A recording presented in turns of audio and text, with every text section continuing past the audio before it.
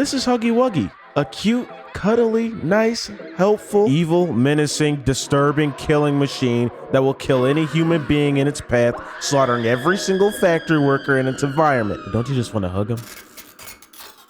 Don't you just want to get close to him? This isn't the only perceived, nice, fun-loving creature in the game we're going to cover today, because there's a range of them, and they're all dangerously harmful, conniving creatures that will kill you. From frightening the players playing it, to scaring the parents, causing the news to send out warnings to avoid your children from playing it, this is Poppy's Playtime. Poppy's Playtime had its humble beginnings as a Kickstarter campaign, where the brilliant mind behind it all, game director Isaac Christopherson, aimed to defy the stereotype of indie horror games being labeled as walking simulators, offering players a unique and heart-pounding experience. The first teaser dropped in September 1st, 2021, leaving fans hungry for more. But what's a horror game without a terrifying antagonist? Enter Huggy Wuggy, the brainchild of Zach Bellinger. Zach's goal was simple but audacious, to craft something entirely new in the world of horror games. And his secret sauce for making Huggy Wuggy truly petrifying was making him larger than life, towering over everything on your fucking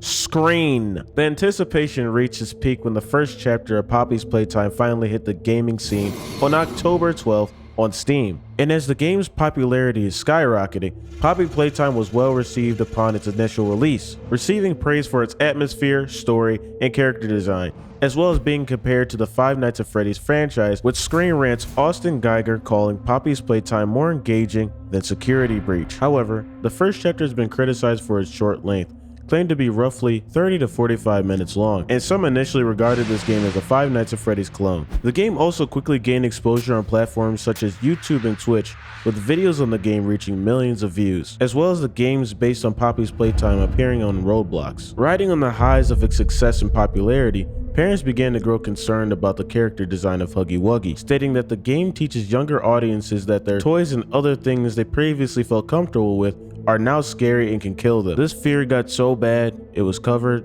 all over the news. The reason why this warning was issued isn't exactly what you think.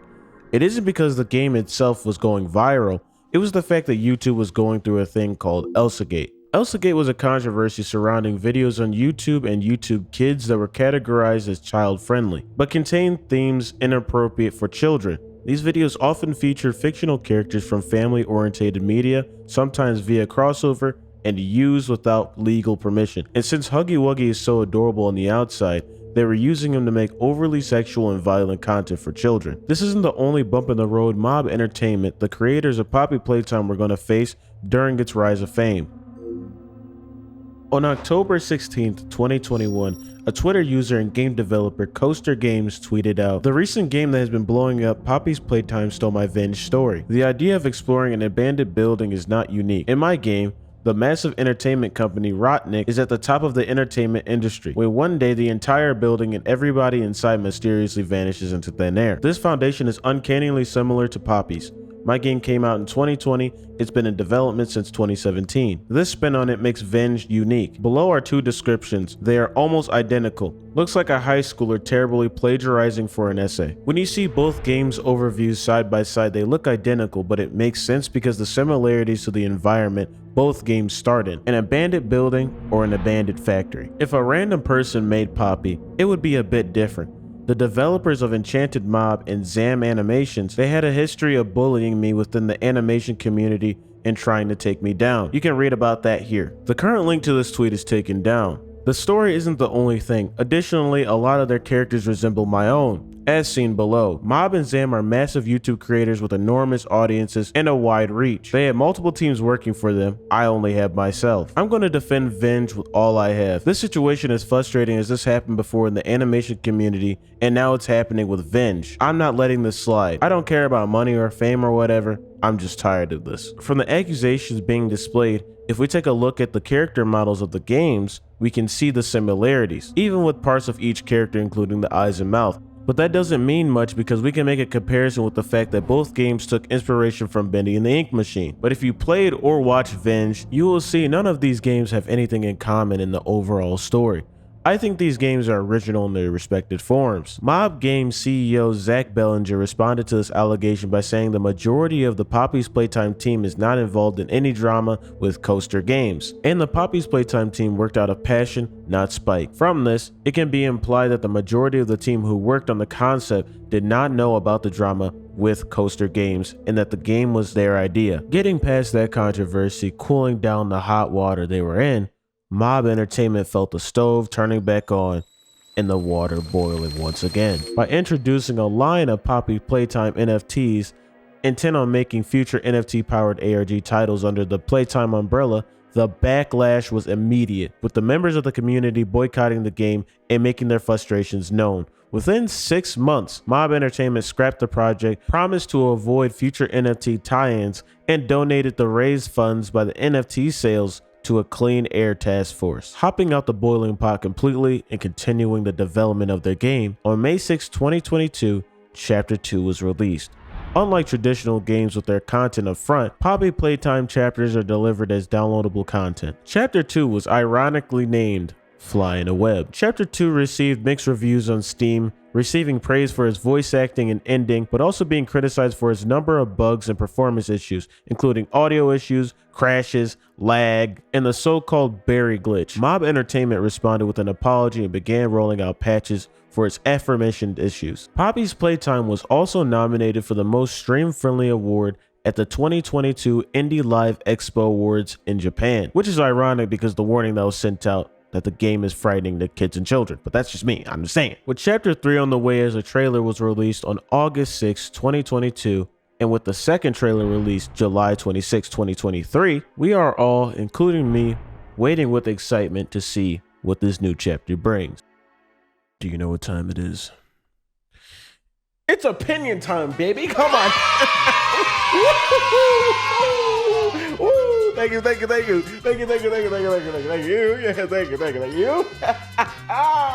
So I played the game, both chapters 1 and 2, and we are here to discuss my likes, dislikes, and all the above, baby. So let's start with the game's plot. Chapter 1, A Tight Squeeze. The player receives a package that contains a VHS tape, which shows the commercial for the titular doll Poppy Playtime, and tours of the factory before abruptly cutting to spliced-in footage of graffiti of a poppy, and a letter from the missing staff requesting them to find the flower. They then enter an abandoned toy factory, and after solving the code to enter the security door, acquire the grab pack, which they use to unlock the doors of the lobby.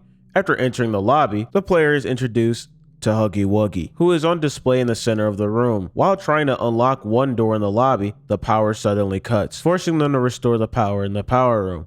After heading back to the lobby, they discover that Huggy Wuggy has disappeared from his display. The player then restores power to the control panel in order to control an overhead crane and receive the right hand of the grab pack, which they use to unlock a hatch to the conveyor belt that leads to the Make a Friend section, where they restore power to the machinery and manufacture a toy. Then they place the toy in a scanner and open a door to the hallway, which after the player enters, Huggy Wuggy suddenly appears and starts chasing the player through vents. After reaching a dead end, the player pulls down a box and breaks a part of the conveyor belt, causing Huggy to fall down to the bottom of the factory. Then they head to the door with all the graffiti on it, and they open the door to a hallway leading to a room where they find Poppy in a case, which the player opens, freeing Poppy.